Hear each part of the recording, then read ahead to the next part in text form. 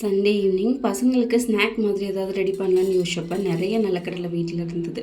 இது நம்ம தோட்டத்திலே விளைஞ்சது தான். ஸோ ஃபர்ஸ்ட் தோலெல்லாம் உரிச்சிட்டு இது நார்மலாக வறுத்து வச்சாலே ஃபுல்லாக காலி ஆகிடும், நாங்களே வந்து சாப்பிட்ருவோம்.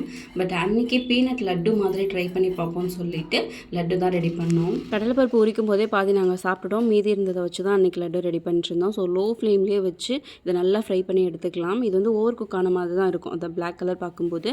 பட் இதை வந்து நம்ம சாப்பிடும்போது இந்த ஓவர் குக்கான ஸ்மெல்லும் சேர்ந்து வரும்போது டேஸ்ட் இன்னுமே சூப்பராக இருக்கும். சூடாக இருக்கும்போதே அந்த தோல்லாம் பீல் பண்ணோம் அப்படின்னா கம்ப்ளீட்டாக பீல் ஆகிடும். அதுக்கப்புறம் மிக்ஸி ஜாரில் அரைச்சி எடுத்துக்கலாம். அதுக்கப்புறம் 2 to 3 ஸ்பூன்ஸ் நெய் மட்டும் ஆட் பண்ணி லட்டு மாதிரி பிடிச்சோம் அப்படின்னா வந்துடும். இதை வெறுமனே கூட சாப்பிட்லாம். அன்றைக்கி பட்டர் தான் இருந்தது. ஸோ ஒரு பேனில் கொஞ்சமாக பட்டர் ஆட் பண்ணி அரைச்சி வச்சிருந்த பீனட்ஸ் ஃபுல்லாக அதில் ட்ரான்ஸ்ஃபர் பண்ணி ஒரு 3 செகண்ட்ஸ்க்கு கிளறி விட்டு கேஸ் ஸ்டவ் ஆஃப் பண்ணிட்டேன். இதில் இன்னும் கூட நமக்கு தேவையான நட்ஸ் அண்ட் டேட்ஸ் கூட ஆட் பண்ணி கொரகொரப்பாக அரைச்சி லட்டு ஷேப்க்கு கொண்டு வந்துடலாம். நாங்கள் உடனே சாப்பிட போகிறோம் அப்படின்றதால ப்ராப்பர் லட்டு ஷேப் எதுவுமே கொண்டு வரல.